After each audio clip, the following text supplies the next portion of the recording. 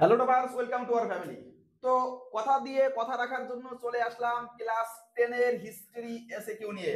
দেখো, এভাবে একটা অধ্যায় না, সম্পূর্ণ 8টা অধ্যায়ের এমসিকিউ এসএকিউ সম্পর্কে আলোচনা করব। দেখো, একটা কথা তোমাদের আগে বলে রাখি, এসএকিউ অর্থাৎ আমরা যদি প্রত্যেকটা অধ্যায়ের এসএকিউ ভালো করে জানি, অর্থাৎ এসএকিউ যদি ভালো করে পড়ি, তাহলে আমরা দেখো এমসিকিউর অ্যানসার অবশ্যই করতে পারবো। তারপর আমাদের যে ডান বাম আসবে সেগুলো অ্যানসার করতে পারবো, সত্য মিথ্যা আসলে সেগুলো অ্যানসার করতে পারবো।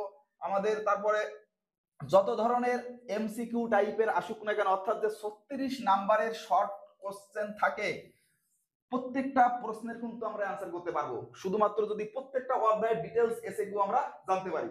তো চলো, তোমাদের জন্য ইম্পর্টেন্ট কোন এসএকিউ গুলো আজকে আছে তোমরা দেখো।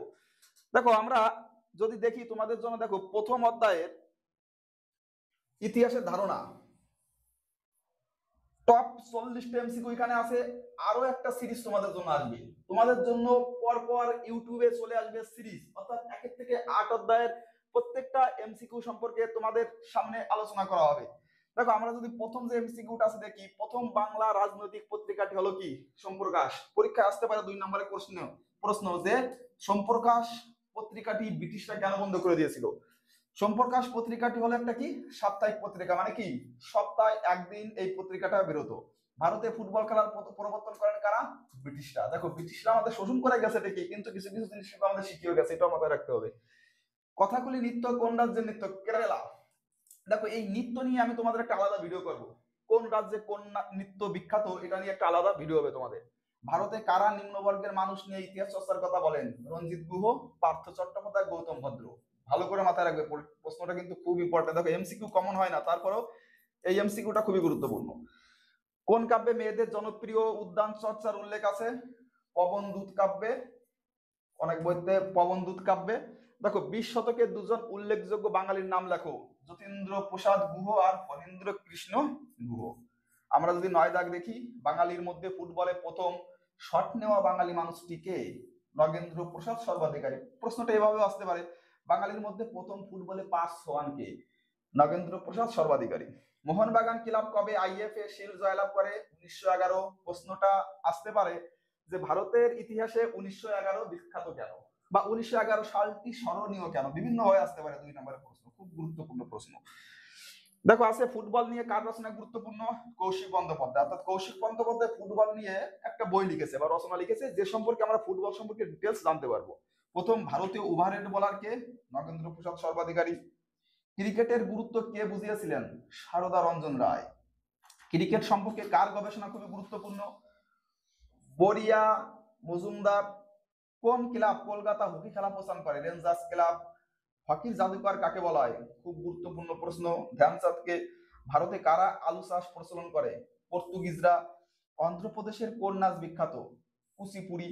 অষ্টাধ্যায়ী কে রচনা করে? পানিনি। নাট্যশাস্ত্র কে রচনা করে? ভরতমুনি। দেখো, এইভাবে তোমাদের প্রত্যেকটা অধ্যায়ের প্রশ্ন আমি তোমাদের কাছে পৌঁছে দেবো। তুমি এই প্রশ্নগুলো খুব সুন্দর করে পড়বে। দেখো, একটাই রিকোয়েস্ট তোমার কাছে, যদিও আমরা এই যে যে আমরা প্রশ্নগুলো তোমাদের কাছে দিচ্ছি, এগুলো তোমাদের একটাই মাধ্যম আছে কি, ফোনের মাধ্যমে পড়তে হবে। তো তোমাদের কাছে একটা রিকোয়েস্ট করব, যে যখন অন্তত তোমার পড়ার সময়, অর্থাৎ সকালে অনেক সময় আমাদের টিউশন থাকে, আমাদের রাত্রে হচ্ছে মেইন পড়ার সময়, তো সেক্ষেত্রে এই ভিডিও অর্থাৎ ফোন চালিয়ে আমাদের রাত্রে পড়তে হবে এরকম অন্তত দরকার নয় এখন। কেননা দেখো, তোমার পরীক্ষা আছে 70 দিন। তুমি যখনই তোমার ফোনটা কাছে রাখবে, তখন তুমি এই ভিডিও বাদ দিয়ে তোমার সামনে অন্য আরো ভালো ভালো ভিডিও চলে আসবে, বিভিন্ন ধরনের রিলস চলে আসবে, যেখানে তুমি মগ্ন হয়ে যাবে। তো এই ভিডিওটা আমি তোমাদের সাজেস্ট করব, যে তোমাদের এক্সট্রা যে টাইমটা আছে, মনে করো যখন খেতে বসলে বা যখন কখনো রেস্ট নিলে, বিনোদন হিসাবে এই 70টা দিন এরকম যে এমসিকিউ সিরিজ গুলো আমরা আনবো, সেইগুলো নিয়ে থাকো বিনোদন মাধ্যম হিসাবে। এর জন্য তো তোমার আর মুখ ব্যথা হচ্ছে না, এগুলো তো তুমি জাস্ট একটু কি করবে, ভিডিওগুলো দেখে নেবে এবং পরপর একটু পড়ে নিলে একবার। তো দয়া করে ভাই এই রিকোয়েস্টটা রাখার চেষ্টা করো, যে যখন সন্ধ্যার সময় বই নিয়ে বসবে, অন্তত ফোন খুলে এই ভিডিওগুলো দেখার কোনো দরকার নেই, তখন তুমি অন্য অন্য বিষয়গুলো ভালো করে পড়ো। তো দেখো, আমাদের নেক্সট 21 নাম্বার কি আছে? মহাভারত কে রচনা করেন? ব্যাসদেব। উত্তর ও পশ্চিম ভারতের কোন নাচ বিখ্যাত? কত্থক। কবে কোথায় ফটোগ্রাফির সূচনা হয়? দেখো, ইউরোপে 1839 খ্রিস্টাব্দে। কবে কোথায় কালো টাইপ সোসাইটি প্রতিষ্ঠিত হয় 1848 খ্রিস্টাব্দে কোথায়? লন্ডনে। বৌদ্ধ ধর্মের ইতিহাস গ্রন্থের রচয়িতা কে? লামা তারানাথ। কে কবে বাষ্পীয় পথ বা স্টিমার আবিষ্কার করেন? 1815 সালে। কে? ফুলটন। সিনেমা এলো কেমন করে চলচ্চিত্রটি কে রচনা করেন? ফারহান আমিলি। বিষয় চলচ্চিত্র কে রচনা করেন? সত্যজিৎ রায়। রাজা হরিশ্চন্দ্র চলচ্চিত্রটি কার নির্মিত? দাদা সাহেব ফালকের। রয়্যাল ফটোগ্রাফি সোসাইটি কবে কোথায় প্রতিষ্ঠিত হয়? 1853 খ্রিস্টাব্দে লন্ডনে। দেখো, তোমার যদি একবারে অনেকগুলো এমসিকিউ বা এসএকিউ যদি মুখস্থ না হয়, দরকার নেই অনেকগুলো এমসিকিউ মুখস্থ করার। তুমি মাত্র 10টা করে মুখস্থ করো। 10টা এমসিকিউ মুখস্থ করে তোমার কত সময় লাগবে? তোমার তো অবশ্যই ভালো ব্রেন, তুমি তো একটু চেষ্টা করলেই পারো। যদি তুমি তোমার ওই যে টাইমটা নষ্ট করছো অন্য ক্ষেত্রে, সেই অন্য ক্ষেত্রে নষ্টটা না করে তুমি এই যে 5 মিনিট এই 10টা এমসিকিউর পিছনে টাইম দাও, তারপর তুমি তোমার মতো দুটো রিলস দেখে আসো। তাও মাথায় রাখবে কোন টাইমের কথা বলেছি, এক্সট্রা টাইমের কথা বলেছি। সন্ধ্যার সময়ের কথা না, বা সকালবেলার কথা না, দুপুরবেলার কথা বলছি আমি। অর্থাৎ তখন তুমি দেখা যাচ্ছে কি যে হ্যাঁ, আমি 10টা এমসিকিউ পারবো, 10টা রিলস দেখবো, তারপর আর 10টা পড়বো। এইভাবে যদি 4 বার করো, এই আজকে তোমাদের জন্য রাখা আছে 40টা, প্রত্যেকটা অধ্যায় থেকে মোটামুটি 100 বা তার বেশি করে এরকম সিরিজ থাকবে। তুমি এভাবে প্রতিদিন দেখা যাচ্ছে কি যে যদি আপ ডাউন করে টাইমটা করে নাও, অর্থাৎ 40টা 50টা অর্থাৎ 5 বার 7 বার যদি আপ ডাউন করে নাও, তাহলে তোমার এটা গল্প করতে করতে বা সহজ কথা যেটা বলতে পারে মানে রিলস দেখতে দেখতে এটা কি হয়ে যাবে, মুখস্থ হয়ে যাবে। তোমার আরো যে টাইম আছে ভাই, ম্যাথ এবং ফিজিক্স এ দাও। অন্য যে সাবজেক্ট গুলো আছে সেই সাবজেক্ট গুলোর জন্য আশা করি বেশি সময় লাগে না। যারা ভূগোলটা ভালো করে পড়েছো বা ইতিহাসটা একটু টাইম লাগতে পারে, কিন্তু জিওগ্রাফি যারা ভালো করে পড়েছো তাদের কত সময় লাগতে পারে? জিওগ্রাফি বইটা 6 ঘন্টা লাগতে পারে সম্পূর্ণ বই কভার আপ করতে, যদি তোমার পড়া থাকে ভালো করে। তো সেক্ষেত্রে তুমি ম্যাথ আর ফিজিক্সে পার ডে বেশিরভাগ টাইমটা দাও। কারণ কি, দেখো তুমি যদি রেজাল্টটা করবে না, ব্যবধান কিন্তু তোমাকে ম্যাথ আর ফিজিক্সেই করে দেবে। অন্য সাবজেক্ট তুমি তৈরি করতে পারবে কিন্তু খুব সহজে। আর যদি কেউ ইংলিশে দুর্বল হয়, ইংলিশটায় টাইম দিতে পারো। তো ব্যাপারটা হচ্ছে কি, দেখো আর এই যে সিরিজটা তুমি দেখো, আমি আশা করি সিরিজ থেকে 36 মার্কের এমসিকিউ তোমার পরীক্ষায় আসবে। সিরিজ শুধু আমি ইতিহাসের না, ভূগোলের সিরিজও আনবো। তো দেখো, তারপরে আমরা যদি 31 নম্বরে দেখি কি আছে। যশোর ও খুলনার ইতিহাস কে রচনা করেন? সতীশচন্দ্র মিত্র। হুগলি জেলার ইতিহাস কে রচনা করেন? সুধীর কুমার মিত্র। পাবনা জেলার ইতিহাস কে রচনা করেন? রাধারমণ সাহা। নদিয়ার কাহিনী কে রচনা করেন? Kumudnath Mallick. The archaeology of ancient India cities কে রচনা করেন? ডাক্তার দিলীপ কুমার চক্রবর্তী। অর্থশাস্ত্র গ্রন্থটি কে রচনা করেন? কৈটিল্য। ভাই যদি দেখা যায় আরো কম মনে থাকে তাহলে কি করো, একবার 5টা করে পড়ো, সমস্যা কি? তুমি তো মাথায় মুখস্থ রাখবে, তুমি যেভাবে পারবে সেভাবে পড়বা। 5টা মুখস্থ করো, তারপরে একটা রিলস দেখো, আবার 5টা পড়ো।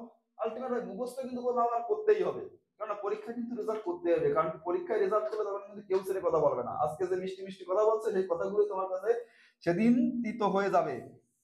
আর বালিশ ধরে যদি কান্না করতে হয় সেক্ষেত্রেও কিন্তু কি, না পড়লেই দরকার। যদি না পড়ো সেদিন রেজাল্টের দিন দেখা যাচ্ছে কি যে টিচারদের কোশ্চেন খুব কড়া করেছিল, বা গার্ড হলে গার্ড খুব করা হয়েছিল, এই কথাটা বলে আলটিমেট ভাই কোনো লাভ নেই। এটা তুমি কাকে বলবা? নিজেকে বলো। কারণ কি, তোমার সেই অজুহাত তো তখন কেউ শুনবে না, সেই অজুহাত শোনার জন্য কেউ বসেও নেই। বুঝতে পারলে? বাস্তবতাটা খুব কঠিন। এখন বাবার হোটেলে খাই আমরা, অনেকে বাস্তবতা সহজ মনে হয়। অনেক মানুষ আছে লেখাপড়ার জন্য যে প্রয়োজনীয় জিনিস দরকার সেই জিনিসটা পাচ্ছে না। তার কথা একটু ভেবে দেখো ভাই।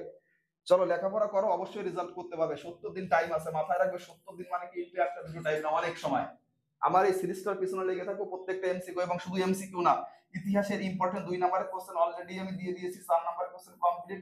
তারপরেও আবার তোমাদের ইম্পর্টেন্ট মোস্ট ইম্পর্টেন্ট ইতিহাস, ভূগোল, বাংলা থেকে ইম্পর্টেন্ট কোশ্চেনগুলো আবার দিয়ে দেবো। তুমি শুধু লেগে থাকো, এবং তুমি তুমি যতটুকু পারো ভাই এই 70টা দিন তোমার সম্পূর্ণ দিয়ে তুমি তৈরি থাকো। দাদারা যেখানে তুমি ম্যাথ টিউশন পড়ো অথবা সায়েন্স পড়ো, যেখানে আর্টস পড়ো, দাদাদের কথা শুনো, যা পড়া দেয় এই 70 দিন ভালো করে পড়ে যাও, তাও তুমি ভালো রেজাল্ট করতে পারবে, আমি তোমায় কথা দিলাম। দেখো 36 নাম্বার আছে কি, অর্থশাস্ত্র গ্রন্থটি কে রচনা করেন? কৌটিল্য। ভারতীয়দের সামরিক ইতিহাস নিয়ে কে বই লিখেছেন? যদুনাথ সরকার। ইমর্টাল ইন্ডিয়া কে রচনা করেন? J.H. দাভে। প্রাচীন ভারত পরিবেশ চিন্তা বইটি কার লেখা? শুভেন্দু গুপ্তর লেখা। হিন্দু রসায়ন শাস্ত্রের ইতিহাস কার লেখা? ডক্টর প্রফুল্ল চন্দ্র রায়ের লেখা। চলো ভাই 40টা এমসিকিউ দিলাম তোমার জন্য। তুমি আমাকে জানিও কত সময় লাগলো তোমার মুখস্থ করতে, এবং বলো যদি আরো এরকম সিরিজ লাগে আমি তো অবশ্যই দেবো। তাও তুমি বলবে যে তোমার কোন সাবজেক্টের সিরিজ লাগবে। প্রত্যেকটা সিরিজের এমসিকিউ আমরা তোমাদের মাঝে নিয়ে চলে আসবো, এবং কথা দিলাম পরীক্ষার আগে সম্পূর্ণ ইতিহাস, ভূগোল, বাংলার প্রত্যেকটা সাজেশন বলো, এইভাবে এমসিকিউ সিরিজ বলো তোমাদের কাছে পৌঁছে দেবো ফ্রি অফ কস্ট। রিকোয়েস্ট শুধু একটাই, একটা শেয়ার হয়। দেখো, সাবস্ক্রাইব করতে বলি না কোনো ভিডিওতে, এই ভিডিওতেও বলবো না, শুধু চাই শেয়ার। যদি তোমার মনে হয় যে তুমি উপকৃত হচ্ছ, তোমার বন্ধু এই ভিডিও থেকে উপকৃত হোক। এবং দেখো, তোমার শুধু আমাদের এই আর্টসের বিষয়গুলো, আমি তোমাদের সাথে আছি, তোমাদের সায়েন্সের বিষয় নিয়ে তোমাদের সাথে আছে তোমাদের দুর্জয় দাদা, ম্যাথ, ফিজিক্স এবং বায়োলজি নিয়ে। তো আশা করি আমাদের এই ক্লাসগুলো করলে তোমার পরীক্ষা অবশ্যই ভালো হবে। কিন্তু ভাই, ক্লাস তো শুধু আমাদের করলে ভালো হবে না, এটা তো সম্ভব না কোনোদিন। কারণ কি, পড়া তো দরকার, আর পড়বেটাকে তুমিই পড়বে। তো চলো সেইভাবে শুরু করে দাও। তুমি না পড়লে এই ক্লাসে কোনো কাজ হবে না। আশা করি 0% কাজও তোমার হবে না, এইসব ক্লাস দিয়ে কোনো লাভ নেই। দেখা যাচ্ছে একটা ডিজিটাল বোর্ডে একটা ক্লাস করালাম, তোমার সামনে তুলে দিলাম, তুমি নিতে পারলে না, কি হবে এইসব ডিজিটাল বোর্ডে ক্লাস করে? নিতে হবে তোমার, পাশে আছে আমরা। ধন্যবাদ।